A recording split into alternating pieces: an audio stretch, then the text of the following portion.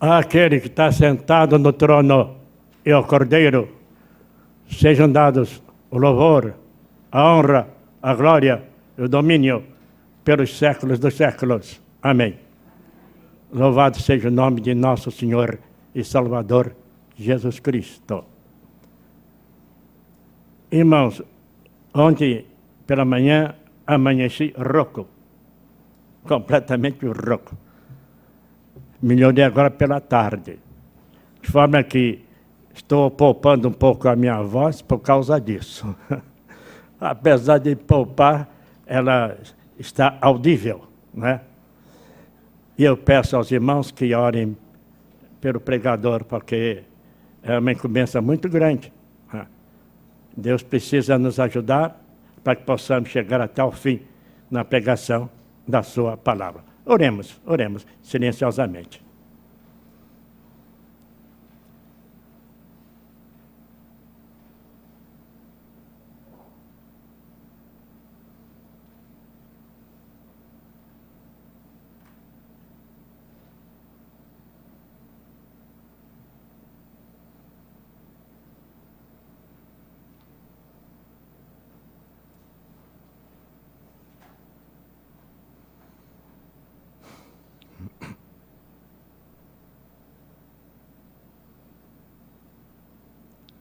Ajuda-nos, Senhor, a sentir a Tua presença de modo especial, no convívio com os irmãos, especialmente, na leitura e explicação da Tua palavra, dando ao Teu servo todas as condições, e particularmente as físicas, para que possa levar adiante o empreendimento desta noite para a Tua glória, em nome de Jesus.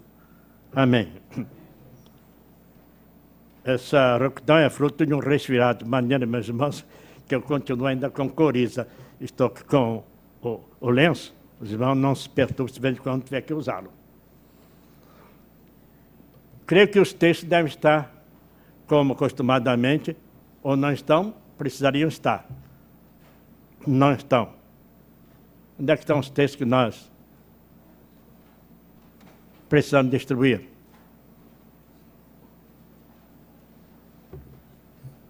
Eu tenho uma que eu sei que existe porque já peguei um.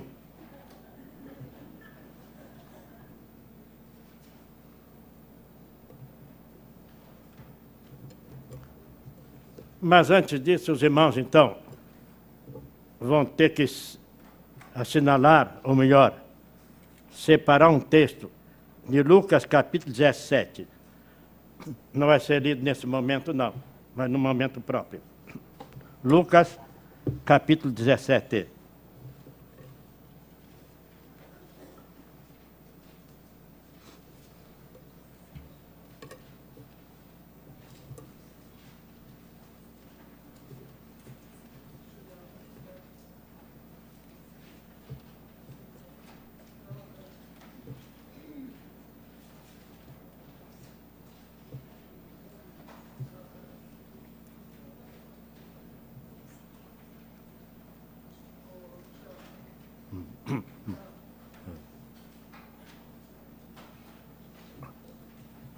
Justamente os textos que nós vamos usar como base são esses três primeiros, que estão destacados. Os três primeiros, que nós vamos ler, meus irmãos. Efésios 2, 8 e 9, Romanos 5, 1 e Romanos 3, 28. Leamos. Porque pela graça sois salvos mediante a fé.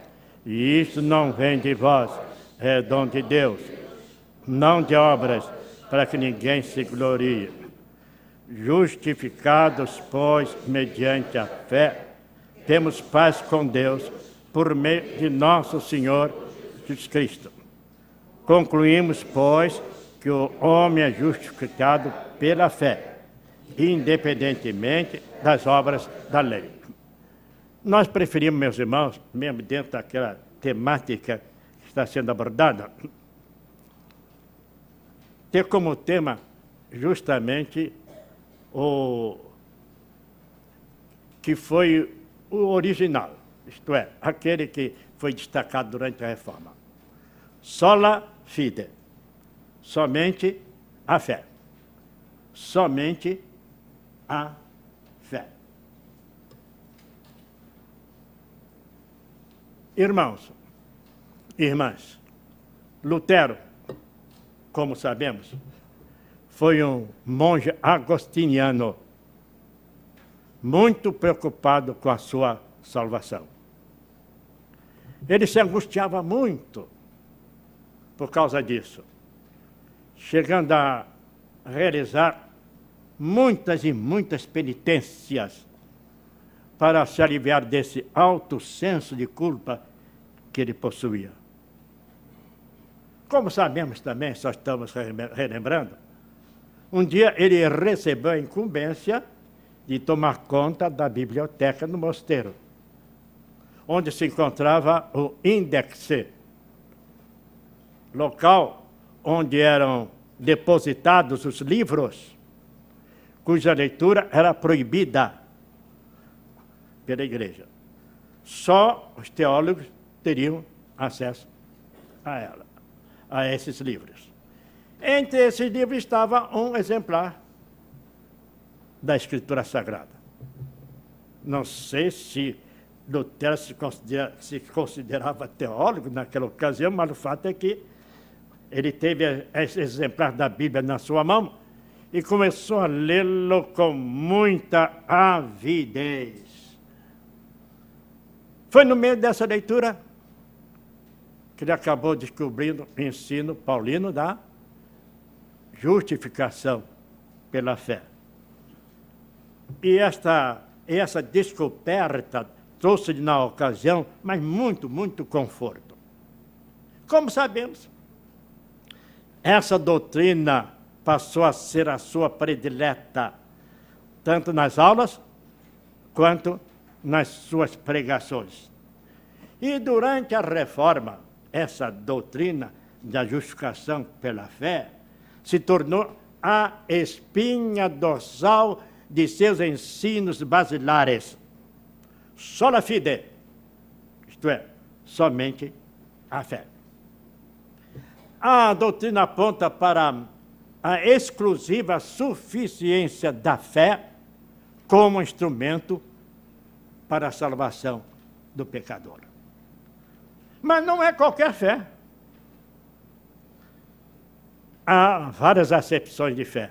Fé. Por exemplo, a acepção da fé que nós chamaremos de fé comum, que é mais uma expectativa, como na expressão: eu tenho fé que um dia a situação do meu país melhorará. Essa é uma fé comum. Também há aquele que foi lembrado por Jesus, um exemplo dado por Jesus, e denominado de fé que remove montanhas, que é a confiança na resposta de Deus à oração do justo. Mas a fé que Lutero abraçou não foi nenhuma dessas, embora ele também tivesse essas fés. A que Lutero abraçou poderíamos denominar de fé salvífica ou salvadora. Fé salvífica ou salvadora, porque justamente é através desta fé que nós alcançamos a remissão de nossos pecados. Então, é esse elemento que estamos trazendo aos irmãos.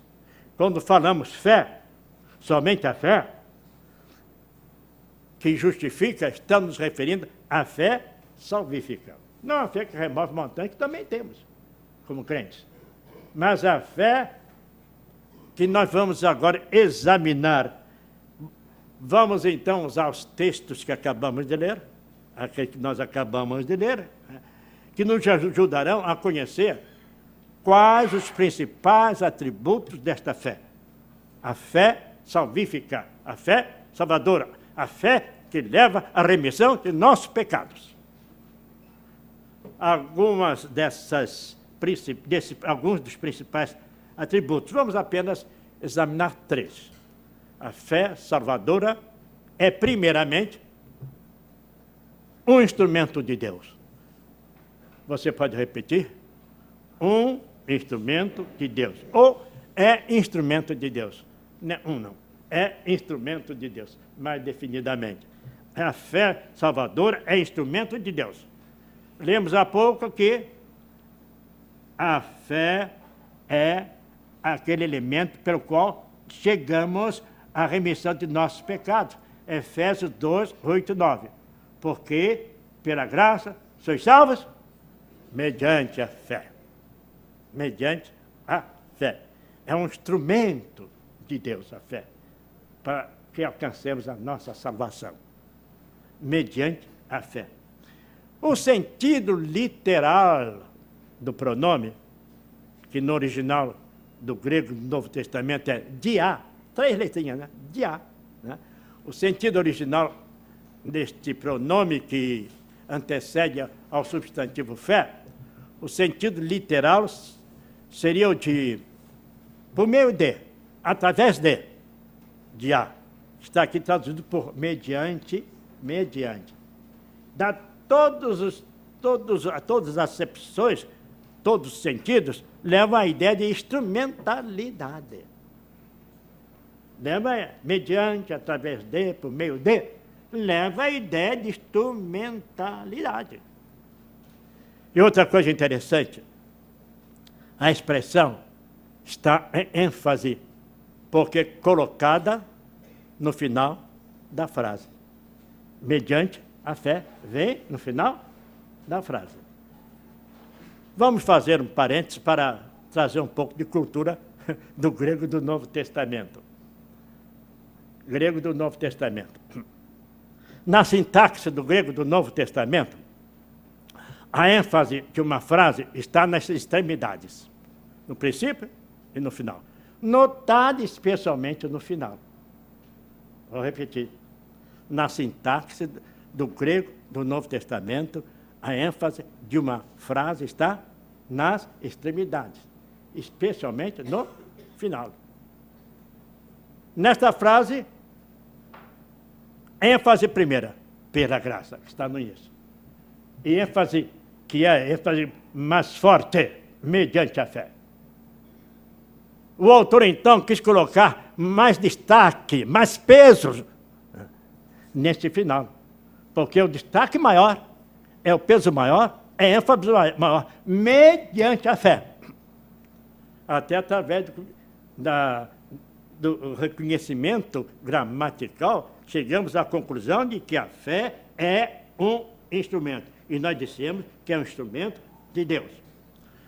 A salvação do pecador flui por esse canal, que nos leva, então, à remissão de nossos pecados. E, meus irmãos, qualquer outro meio apontado não conduz a esse propósito, que é a salvação do pecador. Nem os nossos méritos, nem os méritos de outras pessoas por intercessão, como se atribuem aos santos canonizados e a Nossa Senhora. Segundo a teologia romana, esses santos canonizados de Nossa Senhora têm os que eles chamam de obras superrogatórias. Eles têm excesso de obras, eles têm saldo de obras, né? Eles têm obras demais que podem ser distribuídas entre outras pessoas.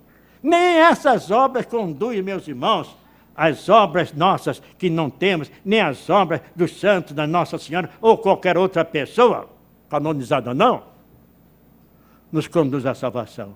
Nem a prática das boas obras, meus irmãos, como afirma o próprio texto, em Efésios 2, versículo 9.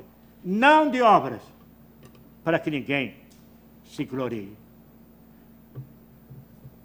Sendo mais claro, irmãos, a fé, somente a fé em Jesus Cristo, somente a fé em Jesus Cristo como Salvador pessoal, redime o pecador dos seus pecados. Somente a fé em Jesus Cristo. É o único instrumento que Deus colocou para nós alcançarmos a nossa salvação, como declarou Pedro diante das autoridades. O texto está diante dos irmãos.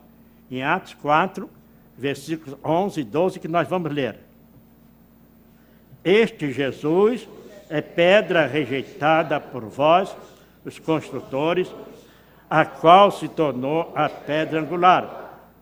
E não há salvação em nenhum outro, porque abaixo do céu não existe nenhum outro nome dado entre os homens, pelo qual importa que sejamos salvos. Claríssimo. Só existe um instrumento que é a fé no Salvador Jesus Cristo. E como revelaram também Paulo e Silas ao carcereiro de Filipos, que nós conhecemos muito bem o texto, né? E responderam-lhe: crê no Senhor Jesus Cristo e serás salvo, tu e a tua casa. Então a fé salvífica, a fé salvadora, é um instrumento de Deus e único para a remissão de nossos pecados. Esta foi a convicção de uma irmã diante do leito da morte. E o nosso pastor emérito transportou essa ilustração para a poesia, que diz assim: velha senhora, doente, estando à morte, percebeu ao seu lado o confessor, que lhe disse: antes que o cordão se corte, venho dar-lhe a palavra do pastor. Confesse o seu pecado e se conforte. Absolvendo-a, serei seu salvador. Eu poderei mudar a sua sorte e conseguir de Deus o seu favor. Mostre-me as mãos, pediu a pobre doente. Ele atendeu, ao vê-la persistente. O Senhor não me salva, meu amigo. Meu Salvador as marcas traz consigo nas suas mãos feridas sobre a cruz. Meu Salvador é meu Senhor Jesus. A fé salvífica, a fé salvadora, primeiramente é um instrumento de Deus. Em segundo lugar, a fé salvadora é um dom de Deus. Está bem explícito, bem claro, bem expresso no texto. Porque, pela graça, sois salvos mediante a fé, e isso não vem de vós, é dom de Deus. É dom de Deus. É outra expressão que está em ênfase, lá no final da frase. Então, a fé, neste sentido, meus irmãos, não é um atributo pessoal, mas um dom, uma dádiva de Deus. Todos nós temos dons naturais, com alguns dos quais nós nascemos, e outros adquirimos no decorrer da nossa existência. Mas a fé salvífica é dom de Deus, um dom especial para os eleitos. Vamos repetir. Nós temos muitos dons, mas o dom, a fé salvífica, a fé que leva à remissão dos nossos pecados, é um dom especial, exclusivo de Deus para os eleitos. É por meio dessa fé, meus irmãos, implantada por Deus em nosso coração, que nós ficamos habilitados a reconhecer Jesus como nosso Salvador. É através desta fé que Deus implanta em nosso coração. Ele é que implanta. A fé não é nossa. É a fé do próprio Deus que Ele implanta em nosso coração. E nós ficamos assim habilitados a captar, a aceitar, a receber Jesus como Salvador. Numa rude comparação, essa fé é como um chip implantado ou plantado por Deus, que nos dá condições, que nos habilita, que nos possibilita a captar a mensagem que leva ao conhecimento de Jesus. É como se fosse um chip. É muito rude, mas talvez já muito apropriado para nós entendermos. Deus é que coloca lá. É o próprio poder de Deus que nos coloca esse chip para que nós possamos, então, aceitar a Jesus. Não é um dom eventual, não é um dom variável, extinguível, mas um dom permanente durante toda a nossa vida, enquanto aqui vivemos. É o que assegura o apóstolo Paulo, em Romanos, capítulo 11, 29. Vamos ler. Porque... Ora, se a fé salvífica é um dom de Deus, é irrevogável. Irrevogável.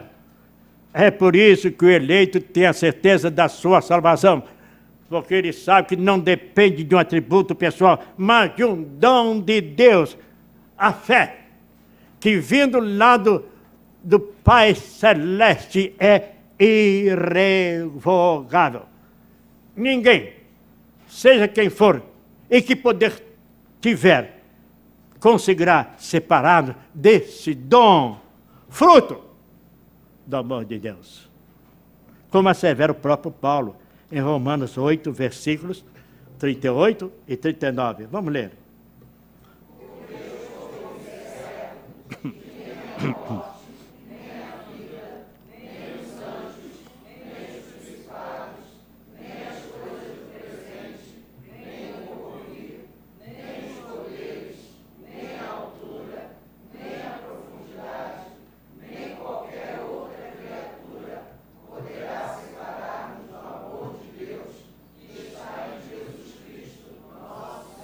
Aleluia. Repitamos. Aleluia. Graças a Deus não depende de nós. Depende daquele que implantou em nós a fé. Fé que nos habilita a captar a mensagem da salvação em Jesus. Então, a fé salvífica é um instrumento de Deus. A fé salvífica é um dom de Deus. É um instrumento de Deus, é um dom de Deus, e a fé salvífica é ato da exclusiva graça de Deus. Um instrumento de Deus, um dom de Deus e ato da exclusiva graça de Deus. Pela graça sois salvos, mediante a fé. A fé é um instrumento de Deus. Mas quem operou essa fé em nós foi a graça de nosso Deus, meus irmãos. O conceito mais comum de fé, acho que uma grande parte dos irmãos conhece aqui qual é o conceito mais comum de fé, é de que seja um favor imerecido. Os irmãos já ouviram, né? Graça de fé, não, desculpe, irmãos. Graça, disse fé, né? Mas graça é um favor imerecido. Esse é o conceito mais comum de graça. Um favor imerecido. Mas essa definição, a nós, segundo a nossa avaliação, fica muito aquém da realidade. A nossa conceituação é de que graça é um favor de Deus a quem merece a condenação eterna. É muito mais do que um favor imerecido. É um favor àquele que merece a condenação eterna. Deus, meus irmãos, tem esse poder. Dentre todos aqueles que merecem essa condenação, Deus escolheu alguns segundo a sua graça, seu amor. Deus escolheu alguns para manifestar neles a sua graça, concedendo-lhes a fé que salva. Tudo isso provém do seu amor por nós. Tudo provém da graça de Deus.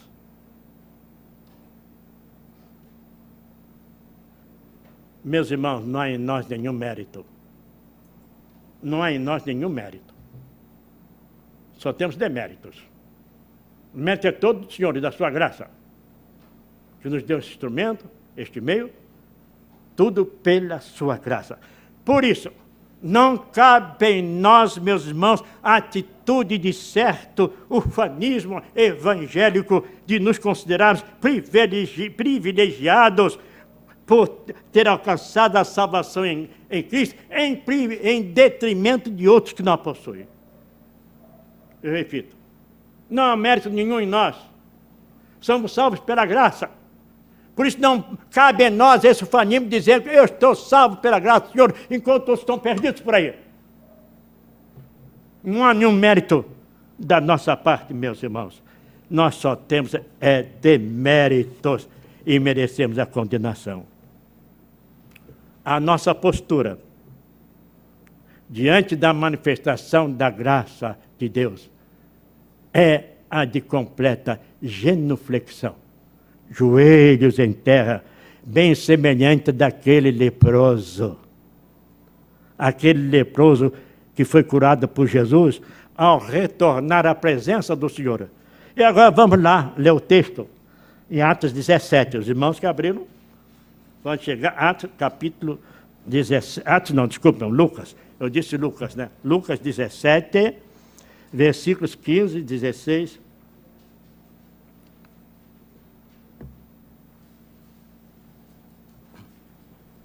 Lucas 17, versículo 15 e 16.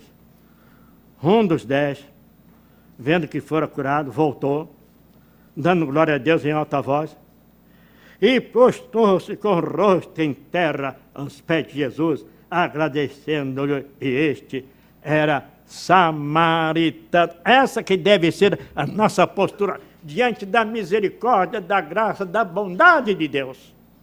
Não de ufanismo. Não de ufanismo.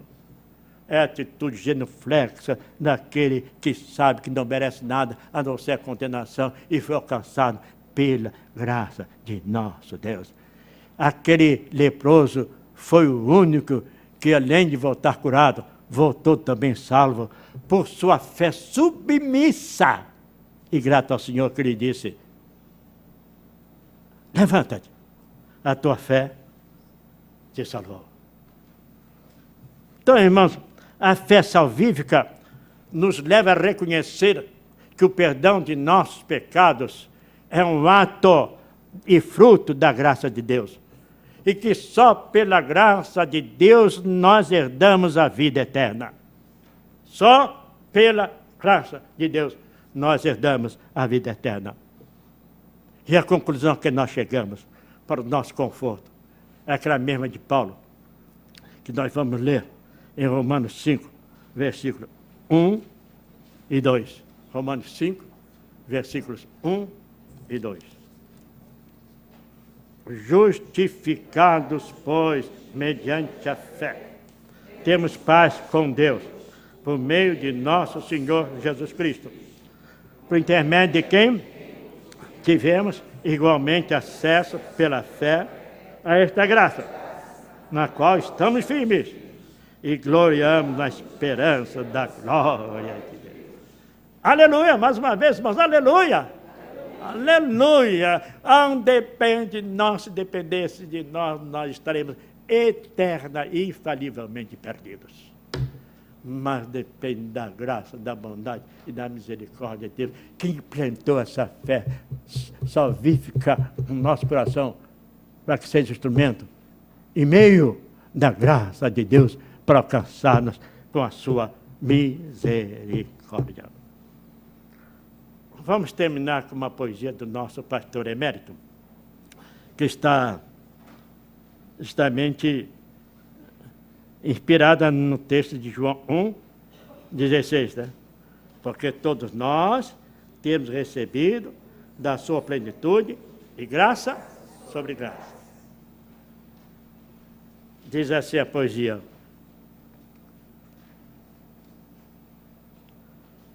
fui salvo pela graça tão somente, sem mérito nenhum, eu sei bem disto. Foi pela graça desde eternamente, e no sangue bendito do meu Cristo. Minha vontade, coração e mente, Deus renovou completamente, insisto. Em Jesus, seu amor se fez presente. E desse amor do Pai, eu me revisto. Cristo por mim desceu a este mundo e num gesto de amor velho e profundo, bebeu do amargo fel da minha taça, bebeu do amargo fel da minha taça. Foi pela graça que sofreu por mim. Foi pela graça que morreu, enfim. Foi pela graça, sim. Maravilhosa graça, maravilhosa graça. Aleluia! Aleluia, irmãos! Sola fide. Somente pela fé.